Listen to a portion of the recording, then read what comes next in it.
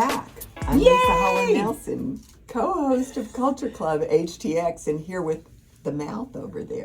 Well, I'm so excited because it's June, which is my favorite month. Oh, let me say who I am. Shavonnah Robert Schreiber, the other half of Culture Club HTX, and we're finally in June. Well, and what happens in June? It's my birthday. Oh, gee. Do we start celebrating now? Yeah, of course. Yes, that's why I said yay before you even finish. Yes, absolutely. And something else about June, which we're thrilled about, is it's National Fitness Month. Yeah, did we make that up or is that real? I don't know. You told me, so who knows? Okay. You know, you are the All-American basketball player from Arizona who never played Hall basketball. Of Fame. Stop with the Hall of Fame. You can't be Hall of Fame. You are too young to be Hall of Fame. Okay. But we're happy about June being National Fitness Month, and I'm doing air quotes because we don't know if it's real, but we're going with it. Yes. And today we have an incredible guest. We do. Miss Alexis Moore. We do. Hello, everyone. I am fit and fabulous in June. Yeah, we're so excited to have you. So, okay, we're going to jump right into our segment and talk to you, Alexis, about, I like to think of you as this Renaissance woman. So, I mean, when we first met, which was 14 years ago, we had the same personal trainer. Shout out to John Mitchell. Yes. And you were one of the few people who that were was afraid. After both of you were personal trainers. No, actually, no. You hadn't been yet? Nope, we hadn't been yet. Oh, you're kidding. No, It was like a couple years after we worked out together that we became personal trainers. Yeah. I was like 220 when I had my daughter, and I started going back to the gym. And that's where we had met. Yeah, I had just had her, and I was miserable. But yeah. Yeah, that's pretty uncomfortable. So when we met, like I said, it was started off at the gym, and then through now the past 14 years, I've seen you morph into this amazing businesswoman, from being an accountant in oil and gas to owning 2 Smoothie King franchises to now being a book author. You were a college athlete. Okay, so you've done all these different things. So let's talk about it. Because like I said, you went from being an accountant to being a college athlete to being an accountant to being a Smoothie King franchise owner, now to being an author.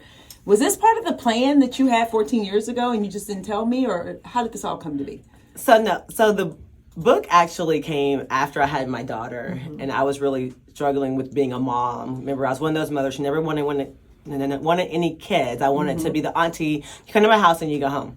So fast forward, my daughter's 13 now. She's so amazing, Aaliyah. And so I was actually sitting in my prayer closet at the time, meditating, doing what I do best to stay focused. And I was like, I want to write a book. And so instantly, like, I feel like I got a download of the title called You. So for 10 years, I kind of knew I wanted to write a book, and the title of the book, I got the download. I just didn't know what all was going to go into it. And so over the past 13 years, she's now 13 years, I got chapters and titles, and I'd use my phone and put notes in my phone, and now 13 later, you is finally here. Well, congratulations. I know, as someone that somebody says every other day to me, you have to write a book, and I'm going, no, I don't. Yeah. I mean, I can't even imagine collecting it or putting it together or remembering what I want to talk about. Right. So the whole concept, and to follow it for that long, that's just extraordinary. So tell us about the book. Yeah, so the title of the book, YOU, stands for Yearning of Understanding. And for me, it's a combination of in life and in scripture, of all things, get understanding. And one of the most important things in life that you have to understand first is yourself. That's right. You can't do, move, or be a better being if you're not in tune with yourself and who you are. And so yearning of understanding is understanding who you are and who you want to become, and live out that life to the fullest and all that it entails. And in the book, I talk about getting over my fear of public speaking and my stutter, the insecurities that I had with my dad being a great father but horrible husband. So you deal with so much growing up as a kid, not really, and if you don't face them, they'll carry over to your adulthood and to your life. And so for me, it was a freeing book with letting go of all the shame and guilt I had behind anything, whether it's my big toe and wearing sandals and I hated wearing sandals because my big toe is longer than my third toe, whatever the case may be, right? Women have so many insecurities. And so it just kind of really broad on being who you are, owning that and walking in that. So one of the things you talk about in the book, and you've talked about this before, is that growing up with the speech impediment made you more determined to develop your athletic ability and your communication skills. Because like I said, you went to college on a basketball scholarship at Southern University. She really did? Yeah, for real. I really did, for real. She actually did. Right. And so, yay! So talk to us about that. Talk to us about how, when you that clicked in your mind to say, you know what, I am even more determined to be the best college athlete I can be and to be a better communicator, all things considered. So kind of talk us through that journey. Yeah. So my dad, as I said, was a great father. We did sports growing up, softball, basketball, and I truly believe, after speaking with him too, that he put us in sports to kind of not allow us to focus on our speech so much. And so we became very talented athletes. Like you said, got a full scholarship in basketball at Texas Southern University. I ended up going there and getting my degree in accounting. I got my degree in accounting, but I knew I loved psychology. I've always been a reader. I've always loved the mind and people, but I was a fear of speaking. And in psychology, you got to talk to people and do all that. Accounting, I reconcile my books at the end of the month, stay in my office, and do my numbers. So for me, doing accounting was almost like a second choice, but I did it because of my fear. And I believe a lot of people kind of choose careers at a certain point, not because of what they love to do, it's what's going to pay you. Or I know it's going to get paid doing accounting, right? Right. And so I think that opened up the door for me after that to face every other area. Okay, so talk about stuttering. Talk about what exactly did you do to overcome it? So, good question. I'm a firm believer in overcoming your fears and putting yourself in position to become who you see yourself being. Okay. And so I would do simple things that normal people take for granted, as in driving through the drive-thru just to speak and order. Not because I was hungry, but because I wanted to practice my speaking without somebody looking at me in case my head twitched or I got nervous or whatever. People that stuttered have so many coping mechanisms that we use in order to get certain words out. And sometimes those can be embarrassing, whether it's a twitch or communication, all those things. And so I would do simple things, drive through. And then I started joining Toastmasters, and then I got on the board. Shout out to Toastmasters, and then I got on the board with the Urban League. Houston Urban League. I did that, and so I just really forced myself because put yourself out there. Spelling wasn't an option. Endangered, I was one of those. Like, I'm afraid of heights, so I went skydiving. Are you afraid of heights? I'm afraid of heights. I'm afraid of heights. Skydiving. But let me tell you, so much braver. The year I went skydiving was the year we signed our franchise agreement with Smoothie King. And I told myself, if I can go skydiving, there is nothing in the world that can stop me. Like, if I jump out this plane, it's on. Like, we about to fight. Me and the world are gonna fight. We could spend the rest of the segment with you telling me what it was really like, but we're not going to. Anyway.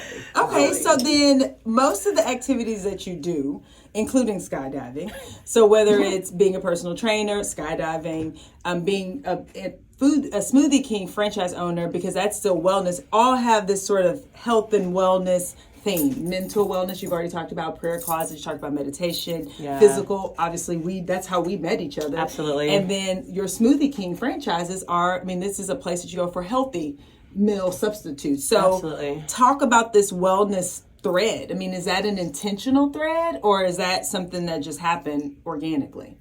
No, I believe it was very intentional. It was working in accounting, and I knew that wasn't where I wanted to be, right? I knew it. I was really a introvert, extrovert type person, and so as I said, when I met you, I just had my daughter trying to lose weight, getting back into the workforce, and then when I was working out, then I got into health and fitness and doing Jamba Juice, smoothies, competitions, and all, yeah. Oh, yeah. Those competitions, yeah. Fitness competitions. So I did the Muscle Mania, the bikini shows and figure, and that's what brought about the Smoothie King. Because then it was, okay, you're in the health and wellness, you're a trainer, you've competed. Whatever you do in life has to stay with what you believe in your brand. I was already health and fitness. And so then after that, it was just like, let's just go for it. So me and my sister, we actually took out all of our money out of our 401k. We know it's not, don't everybody do that, okay? But this is not an endorsement for not that. an endorsement for that. However, we felt like we were young enough. Yeah. That if we had to go back, then we just go back. But now we're 7 years in now, and our stores are doing great in Lake Jackson, Texas, down 288 South, and our second store in Alvin, Texas, off of 35 and Highway 6. Okay. That we just opened up this past November. So I know like you said, we could talk forever. So two things I want to talk about as we wrap up this segment in particular. So the book, you told us about the emphasis of it. What do you want people to take away? So you brought us copies, yay. What do you want people, once they read you, Yearning of Understanding, to take away from the book? What do you want, if they had one thing they could take away, what do you want people to leave the book with? I want them to leave the book with knowing that your best life is waiting for you. And the hardest conversation you will ever have in life is with yourself. Yeah. And once you have those tough conversations with yourself about why you fear public speaking, why are you not going after everything that you say you want in life, what's really holding you back, once you have those tough conversations with yourself, your best life is truly waiting for you. And it's from the experiences and being vulnerable, not with everybody else, but with yourself. Getting over the shame I talk about of being promiscuous, right? Getting over the shame of just, family secrets, things you have to get over, facing those, whatever shame that we hold internally, those are the things you got to face so you can have a better understanding of yourself. Then you're able to go after everything you want in life. That's so good. And we're doing a launch party for your new book. Yes. So say a little bit more about that. Meet me, okay? Meet me at Hungry's in Rice Village, June 20th. I'm going to have a book signing. We're going to have food and just have an excellent We're going to be there. Time. Yes. Excellent time. And just really, really putting myself out there more. It's so hard for me. We talk about it all the time. It's still like, although you don't want to do it, but when you have something that you know is really going to inspire people to just keep going, I just felt like it's not about me anymore. That's selfish. It's about really helping people and getting the book out there and letting them know that they can do this too. Well, I'm so excited to read it, and I'm so grateful that you came on. Yeah. One last thing, right? How do people find you? How do they reach you? To be connected. Yeah, how do they get connected? Yes, so you can definitely find me on Instagram at Alexis Moore, and my website, morealive.com. That's MOORE -alive, ALIVE.com, morealive.com. Awesome. Okay. Well, thank you so much. This has been so fun, as I knew it would be. Such a treat. And Magical is giving us the signal, so we have to end the segment. You don't have the big red hand. It's over here. I'll say the cuss words. I don't. I'll get it for the next bit. Well, with that, thank you so much again, and we'll be back. Yes, thank you. Thank you.